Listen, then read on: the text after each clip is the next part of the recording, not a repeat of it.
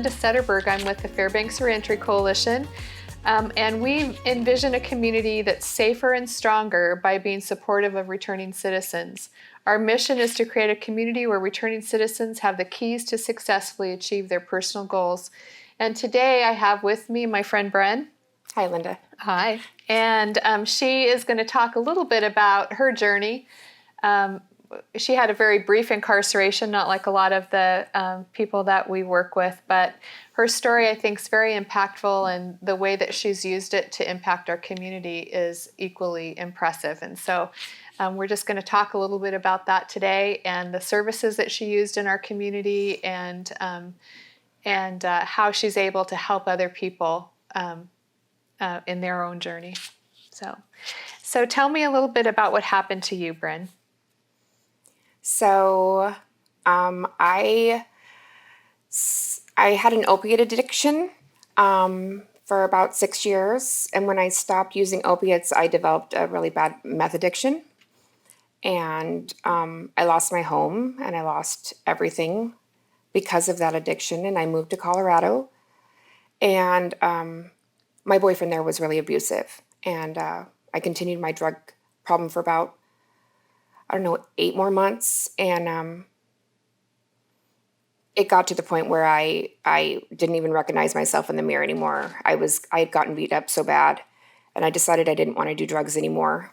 And then I flew home, and I was clean, getting better, and then all of a sudden I got arrested because I had an outstanding warrant in Colorado that I didn't know that I had.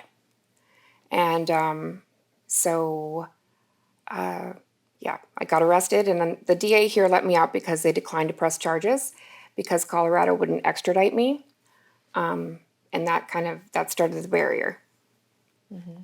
A barrier to employment? Oh, yes, a barrier to employment. Yeah, and housing. And pretty much everything. Yep, everything. Yeah. And so can you tell me how you got things straightened out in your life? Well, first, I'd like to say that I didn't want to get them straightened out. I was scared to death. I was scared about everything, returning to Colorado. I just wanted to run away from it. And I was able to for a while. I was able to just pretend it didn't happen. And then I was working with Interior Alaska Center for Nonviolent Living, and I was working as their receptionist, and my background check came back, and they said, you can't work here, but you need to go to peer support training. And so I went to peer support training with everybody from the bridge, and it was a very impactful 2 weeks. That's where we met. Correct, yes. Mm-hmm. I went through training together. And since everybody there had already been hired, most of them, for peer support, and you told me to apply to be the AmeriCorps Vista for reentry, and I did. And then, yes, sorry, we did that. And then I was having a really hard time finding a house. I was living at the women's shelter. I had been there. I had a voucher, but I just couldn't get somebody to help me. Mm-hmm. I had an eviction on my record. And I came into the office to do our one-on-one interview with me and you and Mike Sanders and the Vista leader, Ashton. And before it, we started talking, and Mike's said something about, have you tried rapid rehousing? And I'm like, what are you talking about? And he said, rapid rehousing. I'm like, no, I don't even know what that is. He said, it's a great housing project. And I'm like, okay. So he told me to look up rapid rehousing, and it was run out of the rescue mission, and I had a house within 2 weeks for me and my daughters, and I've been there ever since. And they got me beds, they got me pots and pans. It was a really awesome experience. And then Vista AmeriCorps told me that I couldn't work for them either because of this warrant in Colorado. And so Linda told me to work with Anna Sahusky, and she is an employment specialist at the bridge, and I didn't want to go there and work with her because, well, we're already friends, but I didn't want to go to Colorado. I didn't want to embrace it. And then finally I had to. It wasn't a choice. And so I went down, and I dealt with it all. I got a put myself in jail. I bailed myself out, and Anna was with me right every step of the way. And I came home safe, and I came home with a misdemeanor theft conviction. And I was able to get hired by AmeriCorps, and I served a year term there. And yeah, that's what's happened to me. Yeah, it's a pretty amazing story. Yeah. It is really an amazing story. You're so brave. I'm brave because of the people around me, for sure. Yeah. This has been one heck of an experience. I served my year as the Vista. Then I was offered a permanent position with Fairbanks Reentry Coalition and Batterers Intervention Program through IAC. And now I'm the encampment outreach case manager for the bridge. And that's amazing because I've been where these people are and I want to help them, and lived experience makes everything just so much more real. And So when you go out on encampment, what do you do? I build rapport. I meet people. I sit and I listen to them and see where we can help, and I get to give others hope. And I really believe that's why I was brought out of addiction, is to give other people hope, because you can get out of it. Yeah. Tell me how long it's been. What's your clean date? My clean date is April 22nd, 2018. So it's just over 2.5 years now. Mm-hmm. Yeah. Congratulations. Thank you. It's hard work.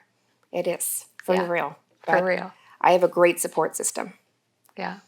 What do you think happens when somebody, allows themselves to get support? I mean, where does it, what do you think the power of having a support system is? Well, I think for so long when people are in active addiction or any type of trauma, they have to develop some sort of survival instincts. And pretty soon that's all you are, is surviving. You're not thriving or any of the above. So when you're actually able to look and get help from somebody and ask for help, it's a game changer. You have people behind you. You have people that can advocate for you when you're not able to do it yourself. And that's what the bridge has done a lot for me, is I couldn't talk to anybody at the courthouse in Colorado, and I had to do it for me. And through that, I've gotten so much strength. Mm-hmm. I would like you to, if you feel comfortable, tell the story of being in jail for those couple of hours that you were. And the one in Fairbanks or the one in Colorado? The one in Colorado. Oh, when he was there? Mm-hmm. Would you mind? You don't have to. I don't. I can talk about it, but I don't remember it as well as. I know that I was in Colorado jail, and my abuser, we're not going to name him, was in the same jail, and he had a court arraignment that morning, and he walked through, and I just ignored him. It was right? I think, yes, I just ignored him. But he had put me there, right? That's how I felt, because the charge was for something that he asked me to do. But I took my power back that day. I'm I'm here, but it's okay. It's me, and I own it. And this is my story, and you don't get to write it for me anymore. Yeah. And I think when you shared that in the peer support training about not letting anyone else write your story, it was really, really impactful. So thank you. Thank you for sharing. You're welcome. Yeah. Well, anyway, thank you to Brynn Butler for sharing her story out of addiction with us. And it's just exciting to me to see how somebody takes the things that were supposed to destroy them, and it makes them someone that our community really needs. So thanks, Brynn. Thank you, Linda. Gosh.